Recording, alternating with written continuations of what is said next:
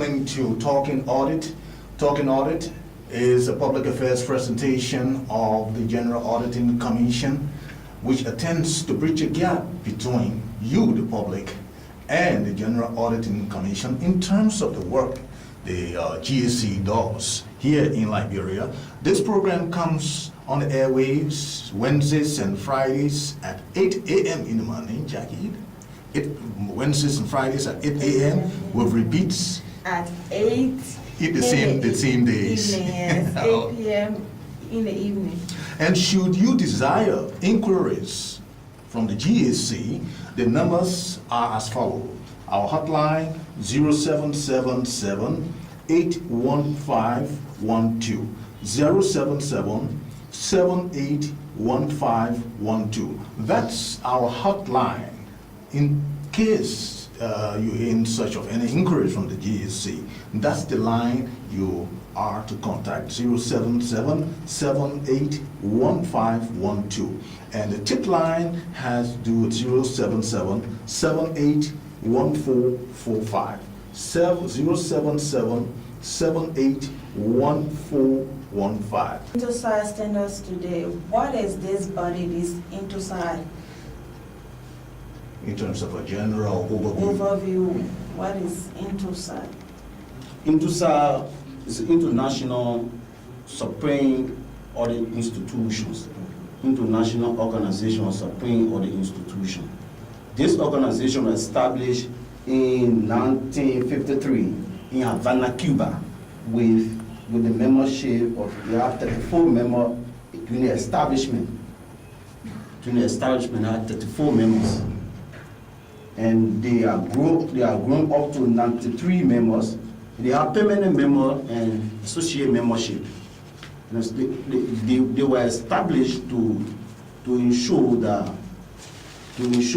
accountability of state resources, government auditing is being done through a generally accepted procedures, where you don't have people doing another thing, or another country doing another thing. So they came together with that vision to have a general framework that every country will fit in to ensure that the governing process and the auditing process is guided by that process. To field it into our own process to make it more workable. Okay, and when they did this, because these people still not adapted based on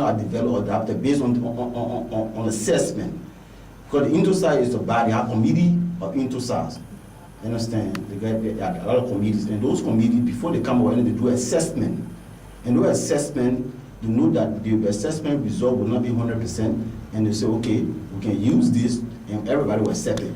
But mind you, they will be clear to tell you that these standards have to be adapted and harmonized to your own environment, taking into consideration your own domestic laws. Okay. You understand? Because what applicable in another region will not be applicable in the Afro-Sahel region. So if you see the Afro-Sahel, they develop their own manual. The other people, all the region, all the working group develop their own manual from the Intosai standard, the ASAS.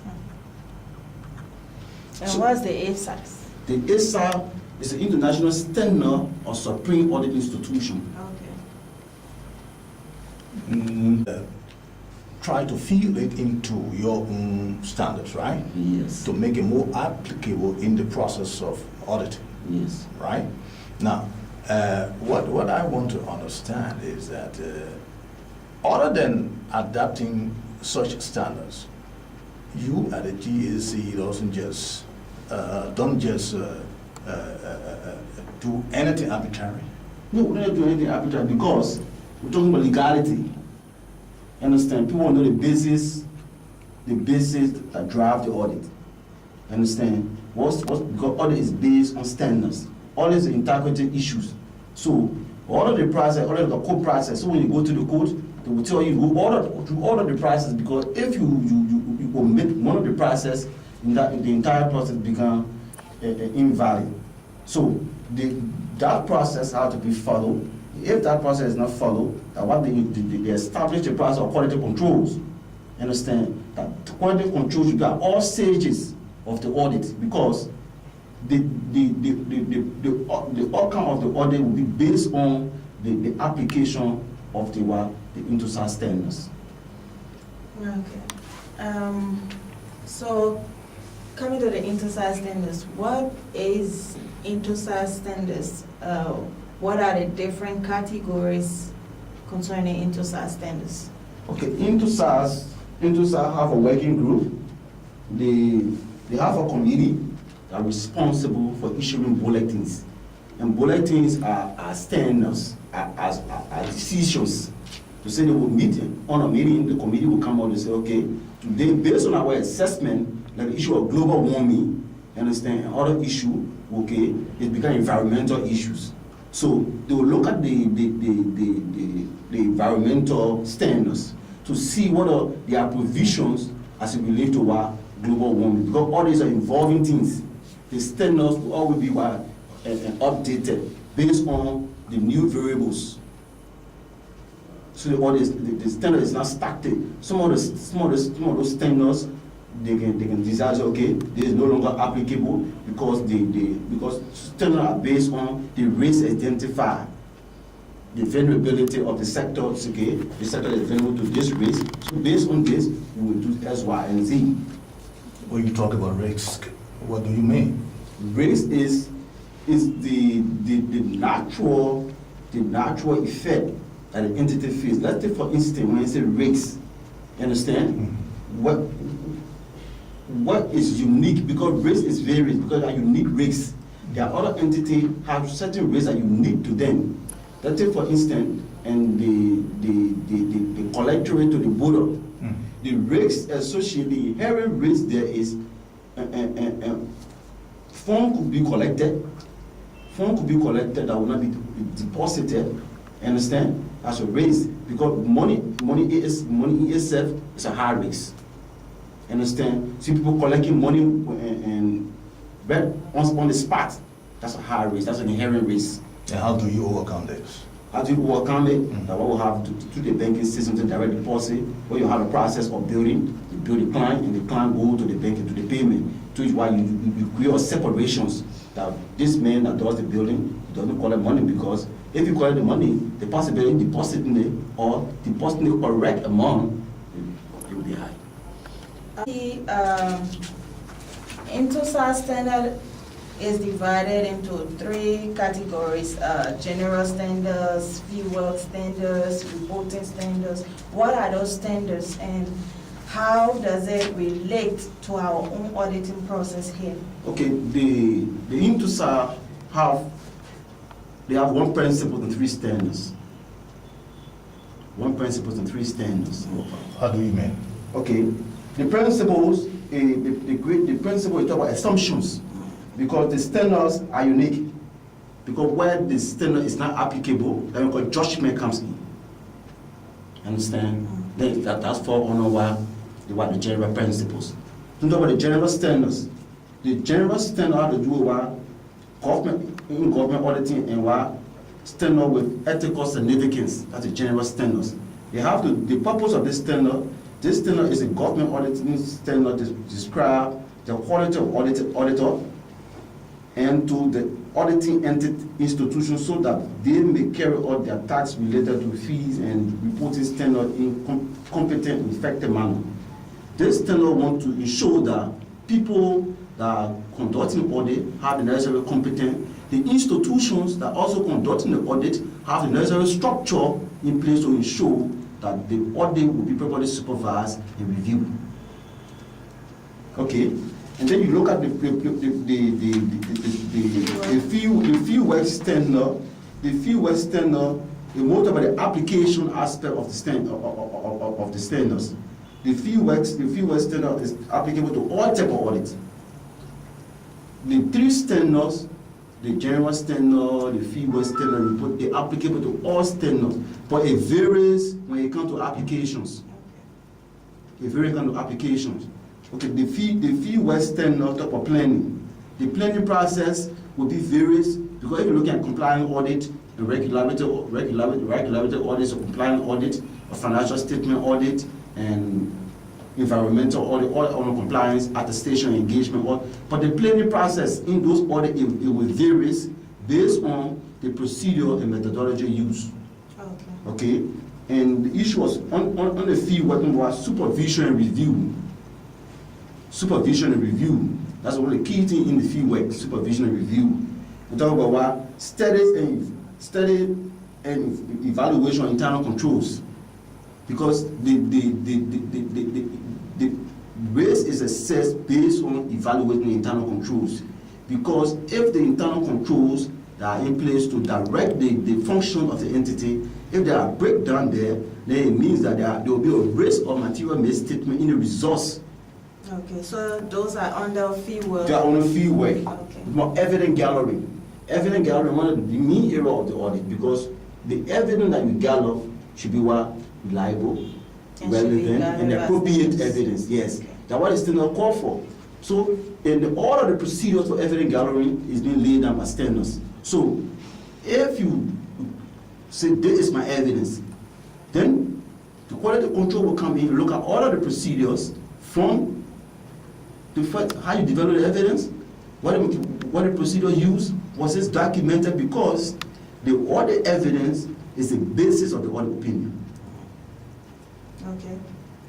You understand? So the audit evidence, the evidence issues have to be done properly as it relates to standards, because if those evidence is not documented, those evidence is not properly done in the procedures that is prescribed by INTOSA standards, it can be invalid, because it can certify any of the opinion.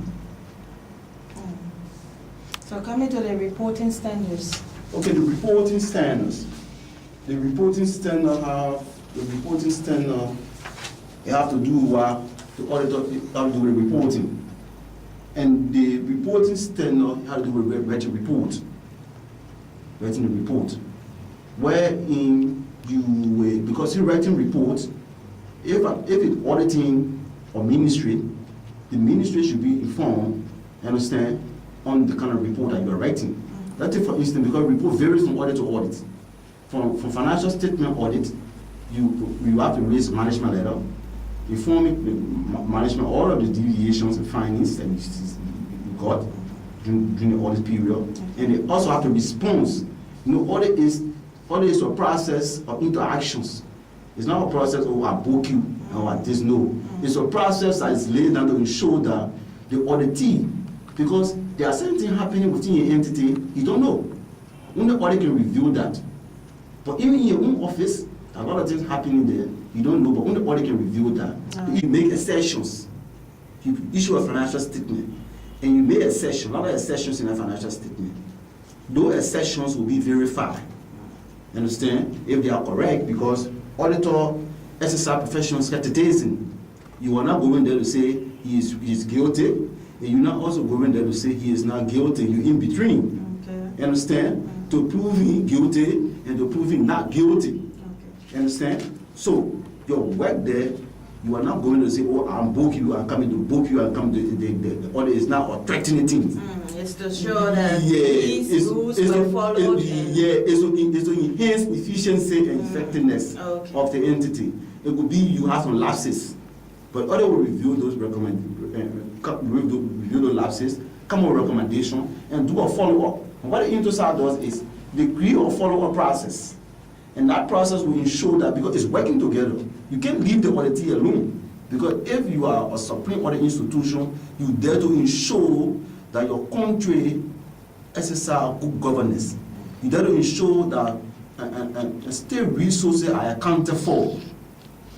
That's what you have to do. So you have to do everything to ensure that these processes are certified and the government is supporting you in that process. As per the categories, let's relate it to our audit process. Let's go to the audit process. How is audit carried on? What is the process that you go through when you are conducting an audit? The first thing you have to do, because all of the supreme audit institutions should have a risk matrix, because you do your selection based on the risk, or you do your selection based on your audit calendar. Because if you have an audit calendar and you have a risk matrix, you will know those entities, because with the little resources that we have at the GSC, because one of the challenges is we don't have financial independence. Okay, I want to bring you back. What is this risk matrix? This risk matrix is a matrix that you develop and you maintain as a supreme audit institution to identify all the entities that carry on unique risks. And some of the procedure you use is you look at their functions. What is referred to as risks? Risk is a threat. Okay. It's a threat that affect the entity. Okay. Understand? Or threat that have the propensity or undermine the effectiveness of the entity. Okay. Okay? So you have to look at that. If you look at the complexity of the entity, and you look at the budget size, okay, you look at the first thing, you look at the budget. Okay, you look at, okay, you see GSA, they got the purchasing government car, they doing procurement process, and they get them $10 million. And you look at the risk associated with procurement process. Understand? They could be a high risk entity. Okay. Understand? You look at the finance ministries.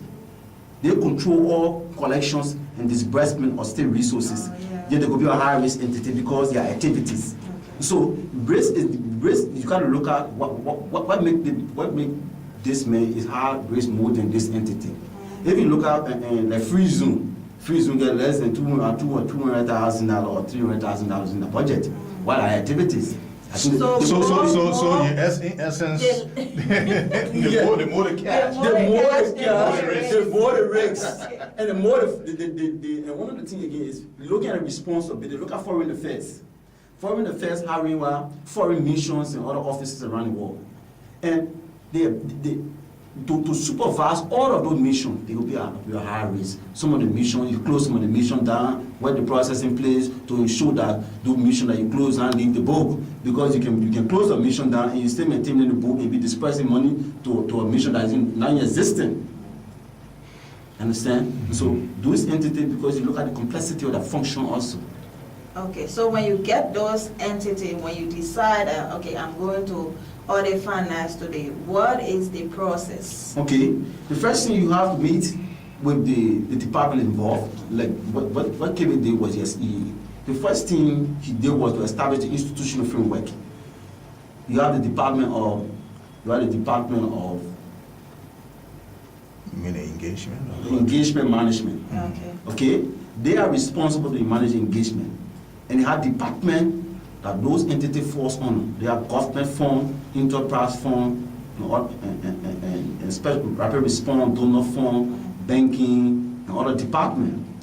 If either at the end of the department want to conduct an audit, the first thing you do, you gotta look at audit calendar, because they're based on risk measuring audit calendar.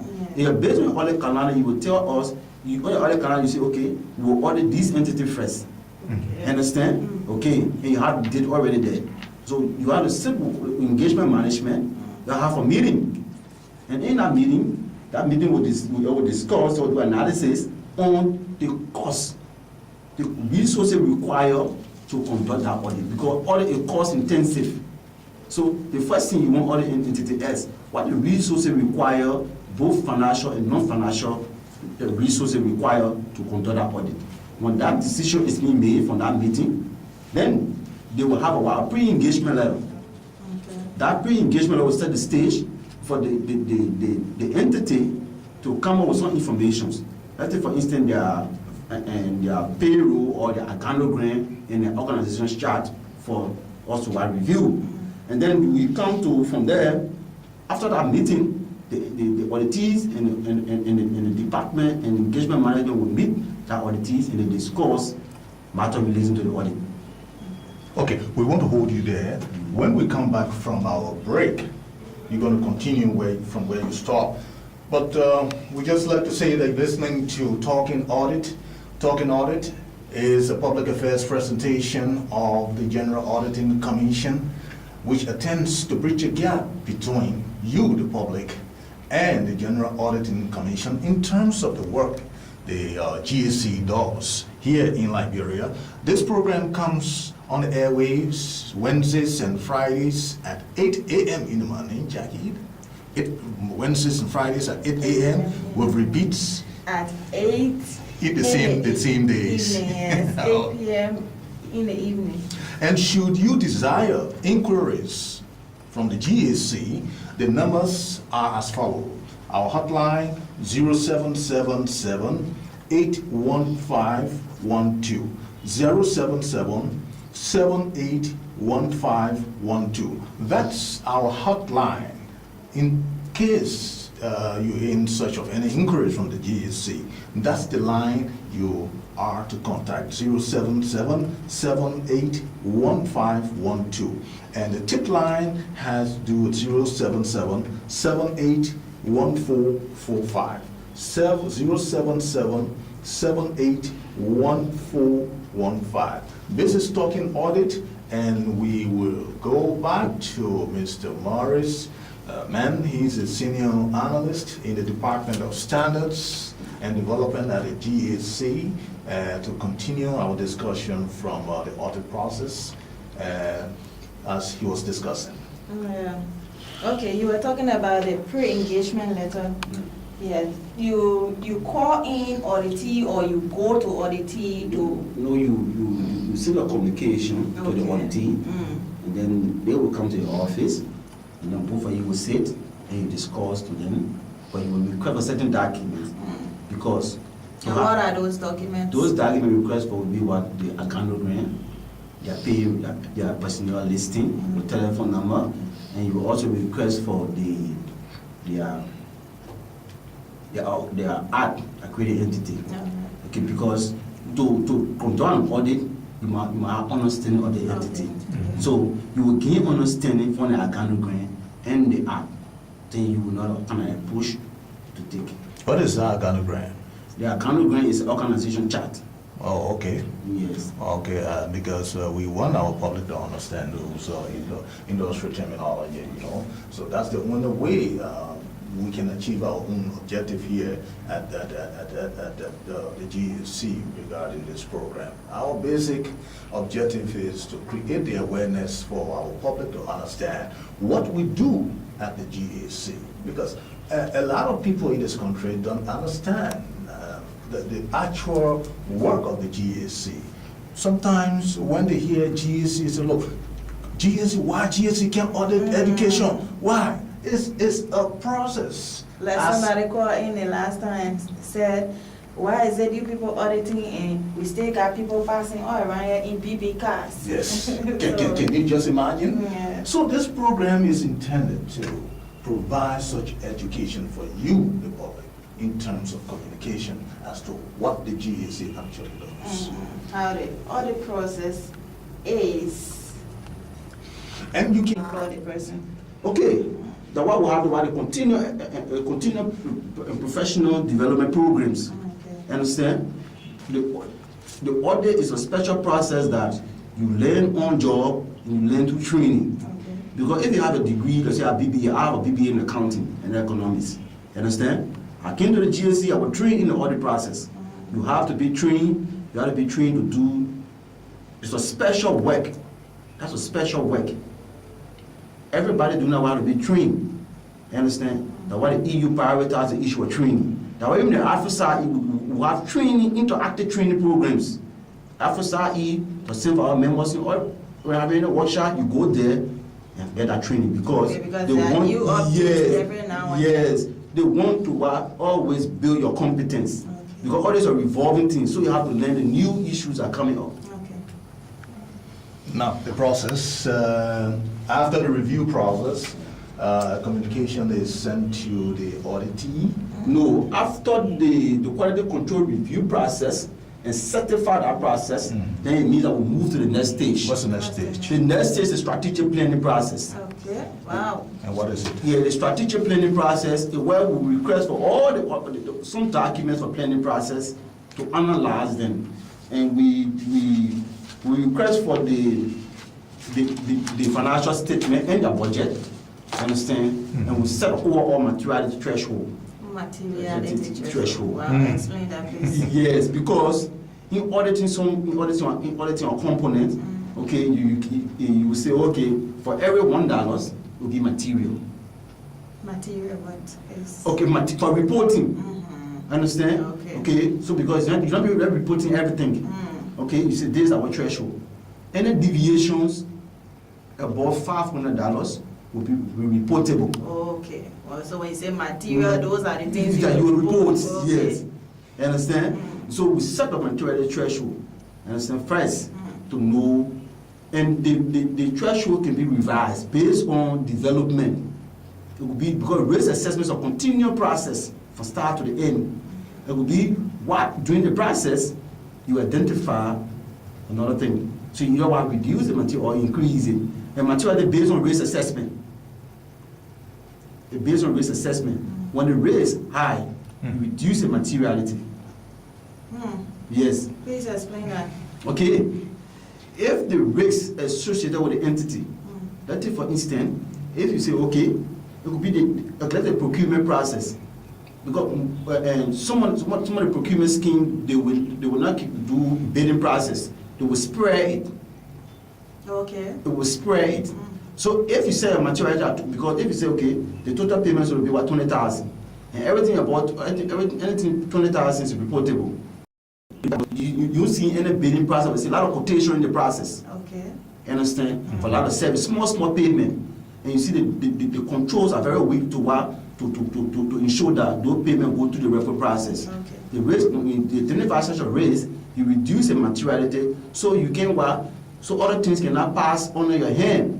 Because some relevant issue, like fasteners will be $5 lower than that. Yes. So you gotta reduce the materiality to ensure the what, to catch everything that what they spread down there. So when you say reduce the materiality, it's like come lower as to what they think, as to what are those things that you will be reporting. Yes. Okay. Understand? Then if the materiality, if the risk is low, you increase the materiality. Because there are proper controls in place, and the risk of misstatement will be low, so you increase the materiality. So if you have that assessment, you set the materiality. If the entity risk is high, you reduce the materiality. When are we in the future? Like, we don't have much time now, Mr. Mann. We just like to go over to you for the reporting stage of the entire audit process. Okay. The reporting stage have to do with what the documentation, the reporting, and the audit report. Because before you report, you have to document all of your activities during the entire process before you do the audit report. So the reporting process will do with documentations, documenting all of your procedures that you use during the audit, and come with a management letter, sent to the auditee, and you will come with a response. And one thing, the audit is very fair that the auditee response will all being edited, will be incorporated in the management letter. Okay, you said management letter, you do management letter twice. Yeah, you do First to inform and then next to yes. give, okay. You can, because the other general report is based on the analysis from the management letter. Okay. Okay? Because other general report is a statement. How it feels about the report, what it represents, understand? Free, fair, and free from all material respect, understand? And the result are clear.